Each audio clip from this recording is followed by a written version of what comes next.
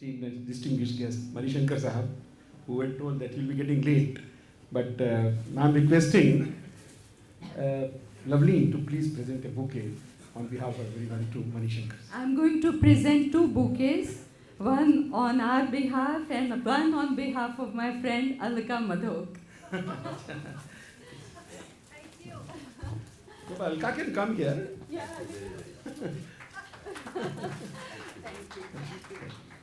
Thank you for coming. Alka ये अलका दीदी please इधर से आ रही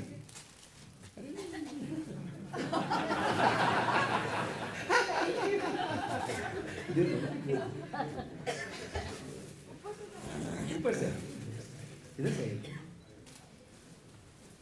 We always wanted this program to be slightly informal, and that's why we are taking these liberties. We don't want to make it a very stressful. Alka didi. Okay.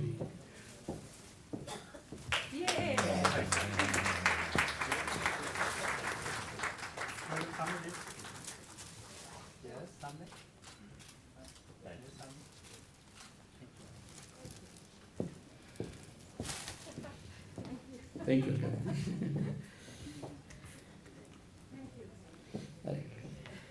We had a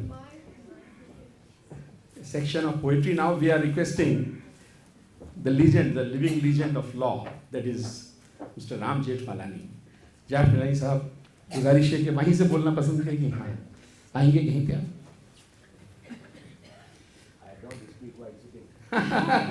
Mr. Jethmalani is a dear family friend. I am a great admirer of a man who has got such a strong spine. Welcome.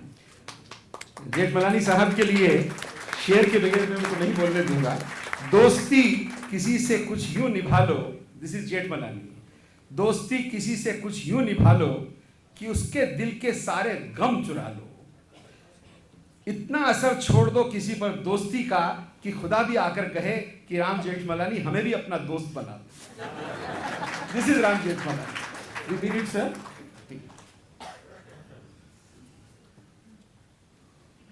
My darling Loveleen, all the distinguished persons on the stage, including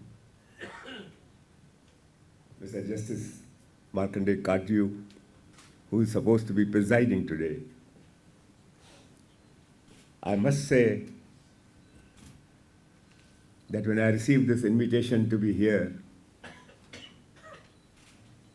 I thought it was a fulfillment, but a partial fulfillment of a suppressed and secret desire which I had entertained for a long time.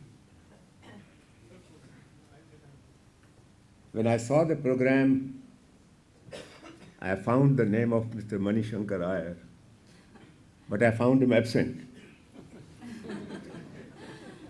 And then Loveleen suddenly announced that I should come to the stage. I had a very uncomfortable feeling that I was deputizing for money. I would never be able to emulate any of his performances.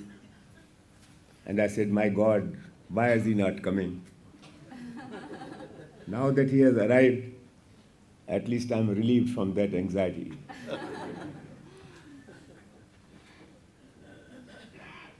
Ladies and gentlemen,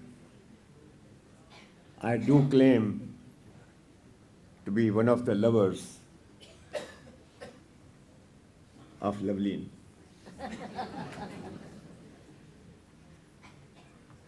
I don't know whether there is any greater lover than me in this hall.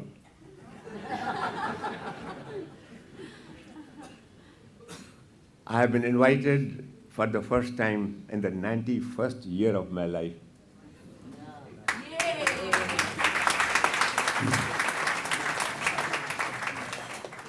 I have known Loveleen for long.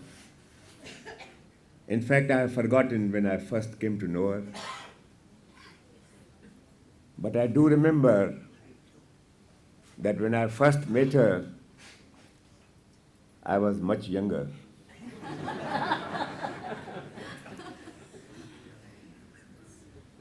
The volcanoes of subterranean fires which lie concealed in every human being were not wholly extinct by that time.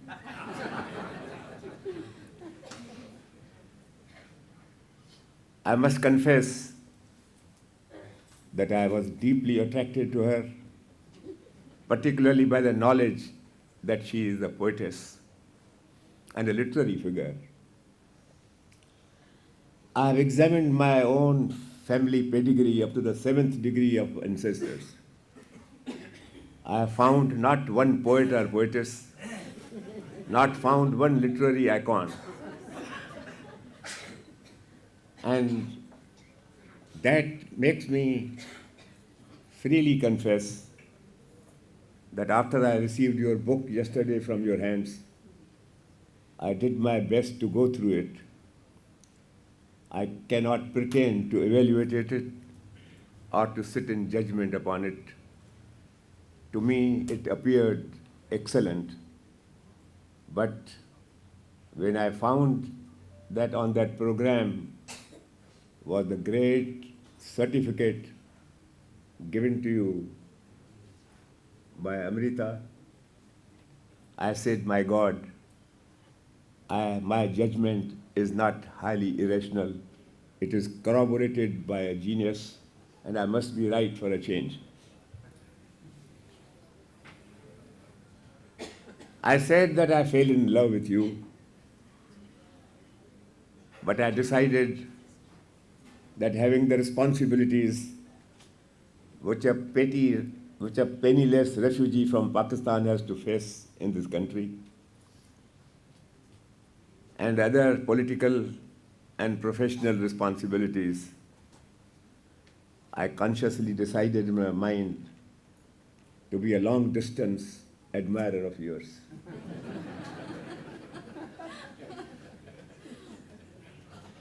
मैं भाला साहब जैसा शायरी नहीं लिखता हूँ, लेकिन दूसरी के शायरी को ज़रूर इस्तेमाल कर लेता हूँ. All these years, until I received your invitation, I always used to think of that Urdu ghazal कि हर वक्त तसव्वुर है उनका, हर वक्त सुरूर व मस्ती है, वो खुद है मजलिस में मैखाना, आँखों से शराब बरसती है.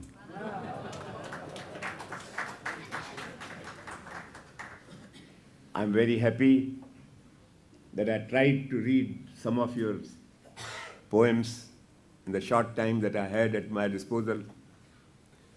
And I was struck by two of the poems.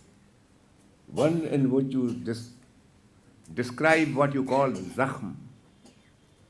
Zakhm is a wound. Yes, you have suffered the wounds of suffering, pain, either vicarious or your own. But I must tell you that that has made you more human. Yes.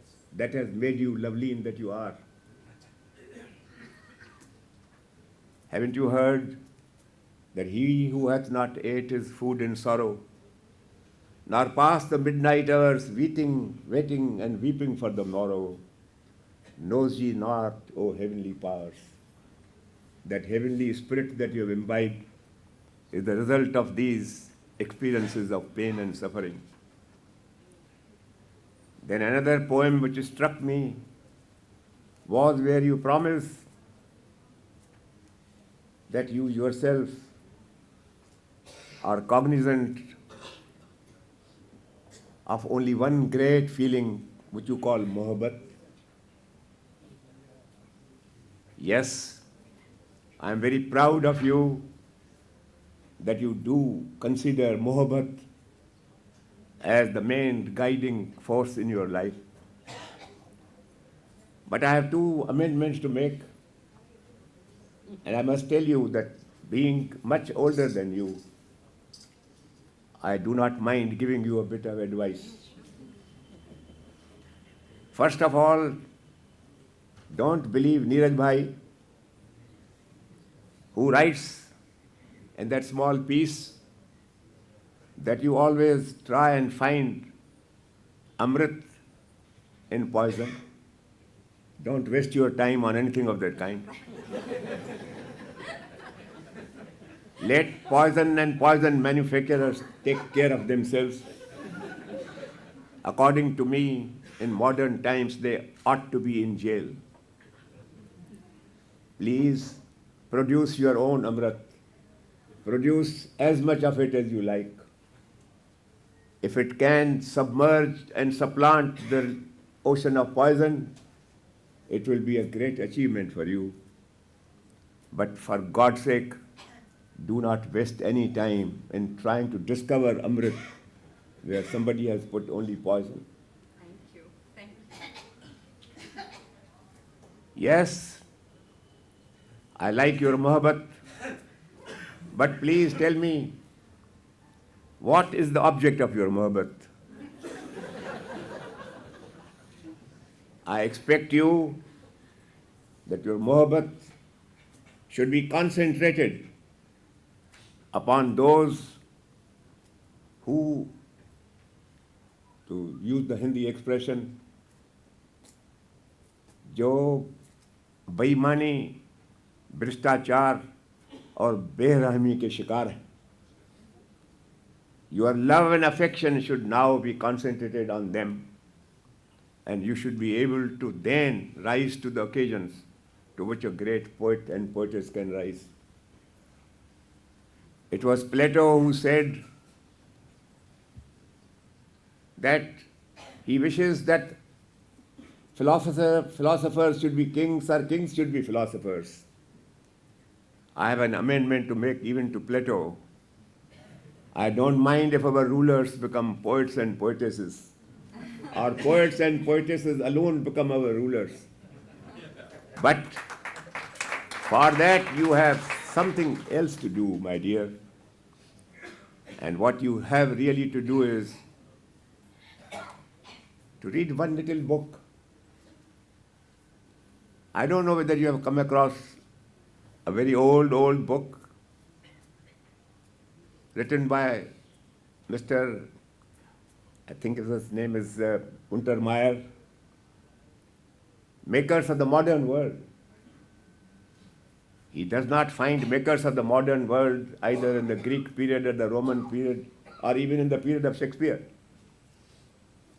But he tried to find out the 92 makers of the modern world in the period from the late 19th century to the present century. Perhaps not the present century, but the end of the last century anyway. And amongst the 92 great figures that he has called the makers of the modern world, he found one poet, and that poet was Robert Frost. Yes. Read something more about Robert Frost, my dear. What did he say? And what was he well known for? You will find out when you read him. But let me summarize it in 2 sentences.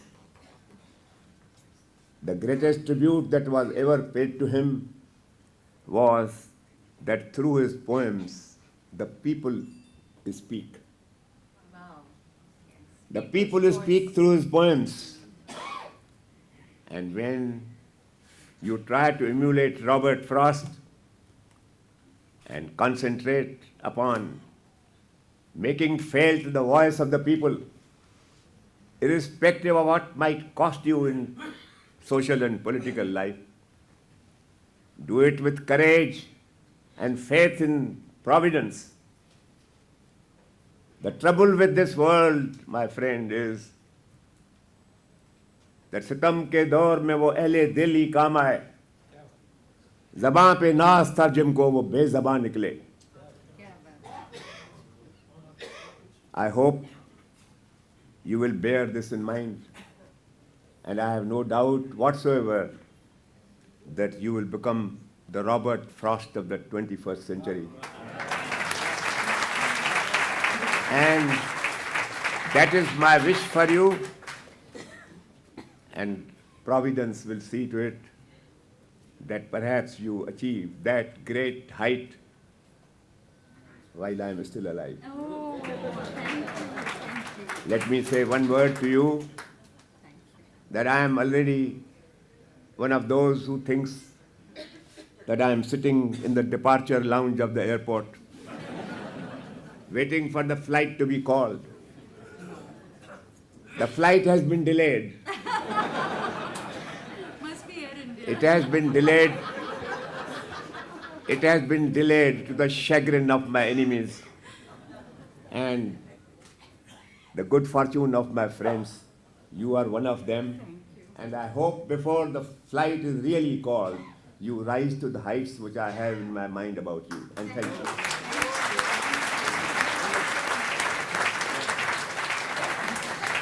There can't be a better blessing than this to you, Loveleen. And sir, there are two things. Like you, everyone loves Loveleen. I told in the beginning also. You have lots of villains here. और sir आपकी flight जो है वो हमेशा ही postpone रहेगी. आपको 100 साल जीना ही पड़ेगा लवलीन को रॉबर्ट फॉस की तरह देखने के लिए. और एक शेर जेठमलानी साहब, आपने मेरी शायरी को थोड़ा सा हमेशा पसंद किया है. खुदा ने कहा दोस्ती न कर, दोस्ती में तू दीवाना हो जाएगा. खुदा ने कहा दोस्ती न कर, दोस्ती में तू दीवाना हो जाएगा. मैंने कहा ए खुदा, तू आके जमीन पर राम जेठमलानी से तो मिल, तू भी